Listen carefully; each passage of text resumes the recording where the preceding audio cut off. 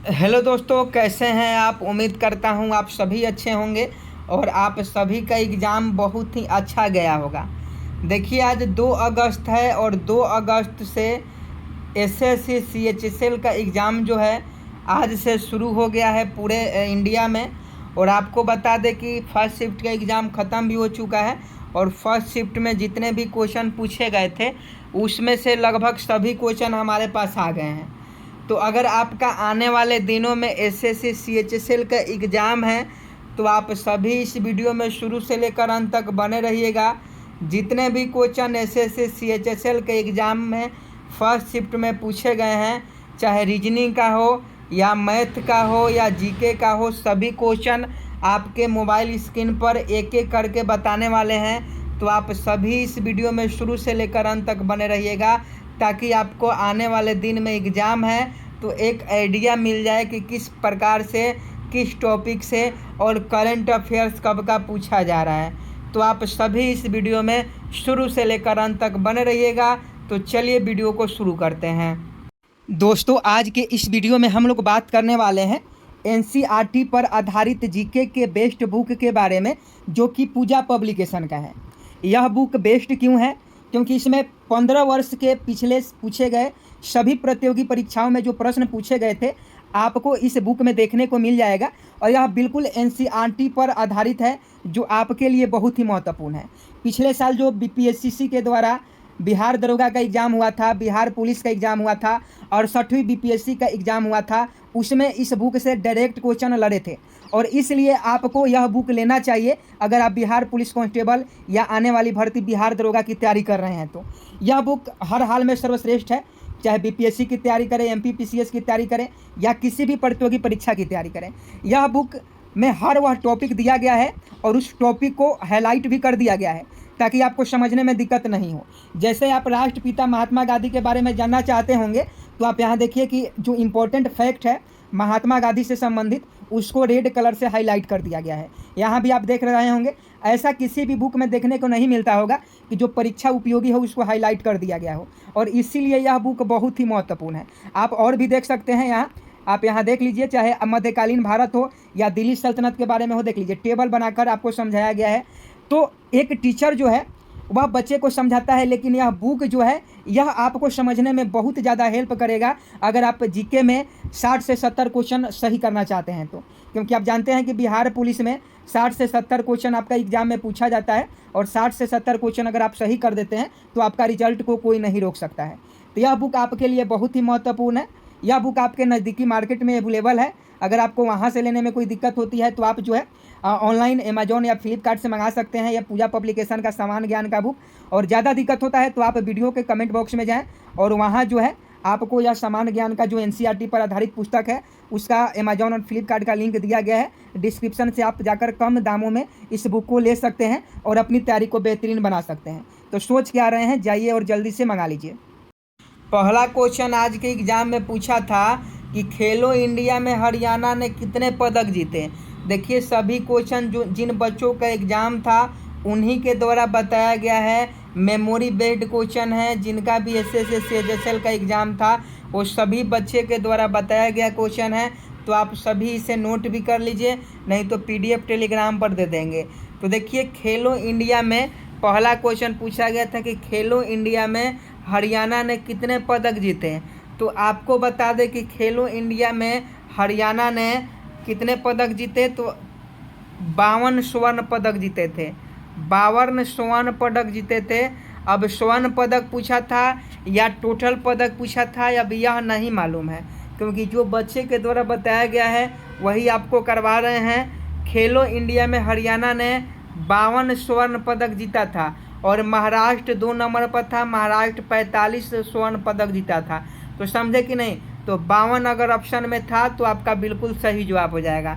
Next question दूसरा पूछा गया था कि संविधान की आत्मा किसे कहा जाता है। ये तो एसएससी सीएचएसएल का फेवरेट क्वेश्चन है और हर एसएससी सीएचएसएल का अभ्यर्थी को याद रखना चाहिए कि संविधान की आत्मा किसे कहा जाता है। तो देखिए, संविधान की आत्मा जो है प्रस्तावना को कहा जाता है।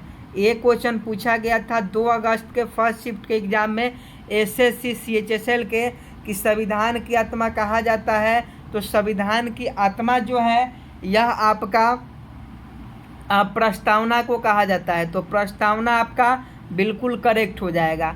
नेक्स्ट क्वेश्चन पूछा गया था, बेटी बचाओ बेटी पढ़ाओ योजना किस वर्ष शुरू की गई थी। ये भी क्वेश्चन एसएससी सीएचएसएल के एग्जाम में पूछा गया था, बेटी बचाओ बेटी पढ़ाओ योजना किस वर्ष शुरू की गई थी। तो आपको बता दें, बेटी बचाओ बेटी पढ़ाओ योजना 22 जनवरी 2015 को प्रधानमंत्री के द्वारा पानीपत हरियाणा में शुरू किया गया था। तो 22 जनवरी 2015 पानीपत हरियाणा, जो भी ऑप्शन में था वह आपका बिल्कुल सही जवाब हो जाएगा। 22 जनवरी 2015 को इसकी शुरुआत की गई थी। नेक्स्ट क्वेश्चन पूछा गया था, बैरोमीटर का प्रयोग किया जाता है। तो इसका सही जवाब आप सभी जानते हैं, साइंस का क्वेश्चन था। और देखिए, जो लोग अभी तक चैनल को सब्सक्राइब नहीं किए हैं, डेली एग्जाम का एनालिसिस पाने के लिए चैनल को सब्सक्राइब कर बेल आइकन को प्रेस कर लीजिए, क्योंकि डेली आपका राइट आंसर जो क्वेश्चन पूछा जाएगा उसी क्वेश्चन को एनालिसिस हम कराने वाले हैं। तो बैरोमीटर का प्रयोग किया जाता है। तो बैरोमीटर का जो प्रयोग है वायु दाब को मापने के लिए, वायु दाब मापी के रूप में बैरोमीटर का उपयोग किया जाता है। बैरोमीटर के पाठ्यांक में अचानक गिरावट किसके सूचक होता है, तो तूफान के सूचक होता है। यह भी क्वेश्चन पूछा जा सकता है, आप लोग याद रखिएगा। बैरोमीटर का प्रयोग किया जाता है। तो बैरोमीटर का जो प्रयोग है यह आपका किसके लिए किया जाता है, तो यह आपका वायु दाब मापी के रूप में किया जाता है। अगला क्वेश्चन देखिए, पूछा गया था, अनुच्छेद 15 क्या इंगित करता है। यह आज के एसएससी सीएचएसएल के एग्जाम में पूछा गया था कि अनुच्छेद 15 क्या इंगित करता है। तो अनुच्छेद 15 जो है यह भेदभाव पर रोक लगाता है। जाति, धर्म, लिंग, रूप के भेदभाव पर यह रोक लगाता है अनुच्छेद 15। तो अनुच्छेद 15 क्या इंगित करता है, तो भेदभाव पर रोक लगाता है। नीच ऊंच भेदभाव इस सब पर रोक लगाता है अनुच्छेद 15। देखिए, 2022 से करंट अफेयर्स पूछा गया था कि 2022 में महिला बास्केटबॉल किसने जीता। तो देखिए, देश पूछा जा रहा है, तो संयुक्त राज्य अमेरिका ने जीता था फीफा वर्ल्ड कप।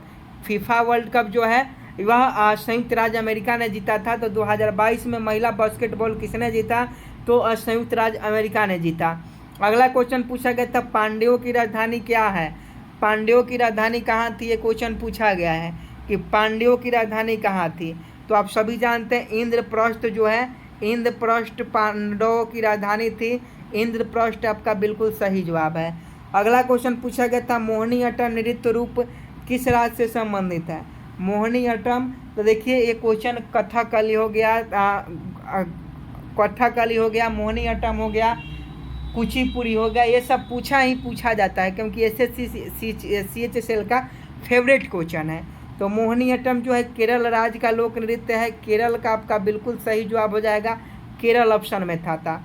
अगला पूछा गया था, कथक नृत्य किस क्षेत्र से संबंधित है। कथक नृत्य किस क्षेत्र से संबंधित है, ये भी क्वेश्चन पूछा गया था। तो इसका भी आपका सही जवाब क्या हो जाएगा, कमेंट बॉक्स में बताइएगा, कथक नृत्य किस क्षेत्र से संबंधित है। अगला क्वेश्चन पूछा गया था, ब्याज सम्मान 2022 से क्वेश्चन पूछा गया था। तो देखिए, ब्याज सम्मान 2022 से डॉक्टर ज्ञान चतुर्वेदी को मिला था। ब्याज सम्मान में 4 लाख रुपया दिया जाता है, और यह 2022 में डॉक्टर ज्ञान चतुर्वेदी जी को मिला था। और पागल खाना के रचना के लिए इन्हें ब्याज सम्मान दिया गया था। तो अगर पागल का रचना पूछा गया तो पागल खाना किसको मिला, डॉक्टर ज्ञान चतुर्वेदी को। कितने रुपए मिलता है, 4 लाख रुपया मिलता है। योजना से संबंधित प्रश्न पूछे गए थे आपके एग्जाम में, योजना से संबंधित एक क्वेश्चन पूछा गया था, जबलपुर किस नदी के तट पर स्थित है। तो जबलपुर नर्मदा नदी के तट पर स्थित है। बहुत इजी क्वेश्चन जीके जीएस में पूछा जा रहा है। जबलपुर किस नदी के तट पर है, नर्मदा नदी के तट पर है। मांग का नियम से संबंधित क्वेश्चन था, इकोनॉमिक्स का क्वेश्चन है, पूरा क्वेश्चन नहीं आ पाया है। मांग के नियम से संबंधित क्वेश्चन था। कंप्यूटर से क्वेश्चन था कि कीबोर्ड से एमएस वर्ड में कर्सर कैसे मूव करेंगे, ये कंप्यूटर से क्वेश्चन पूछा गया था। एक क्वेश्चन पूछा गया था यूआरएल का फुल फॉर्म, तो यूनिफॉर्म रिसोर्स लोकेटर होता है। URL का full form uniform resource locator होता है, URL का फुल फॉर्म। एक क्वेश्चन पूछा गया था प्रधानमंत्री जनधन योजना किस वर्ष शुरू किया गया, तो आपको बता दें प्रधानमंत्री जनधन योजना 15 अगस्त 2014 को लाल किले से इसकी शुरुआत की थी प्रधानमंत्री ने 15 अगस्त 2014 को। एक क्वेश्चन पूछा गया था मेजर ध्यानचंद पुरस्कार 2022 किसे मिला, तो इसका शरत कमल को 2022 में मेजर ध्यानचंद पुरस्कार मिला। देखिए पुरस्कार से संबंधित क्वेश्चन पूछा जा रहा है।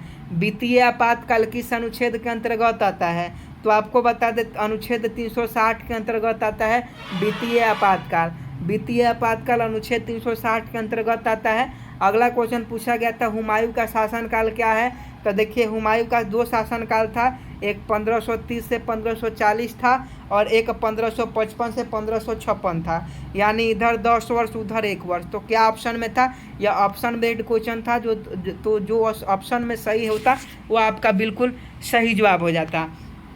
और देखिए रीजनिंग के भी क्वेश्चन बहुत इजी क्वेश्चन पूछे गए हैं, रीजनिंग के भी कुछ क्वेश्चन हैं, मैथ के भी कुछ क्वेश्चन हैं, उसको हमारे टीम के द्वारा सॉल्व किया जा रहा है। जैसे ही उसका सॉल्व कर लिया जाता है तो सबसे पहले आपको आकर हम सभी क्वेश्चन का एनालिसिस करवाएंगे और हर शिफ्ट का एनालिसिस करवाएंगे।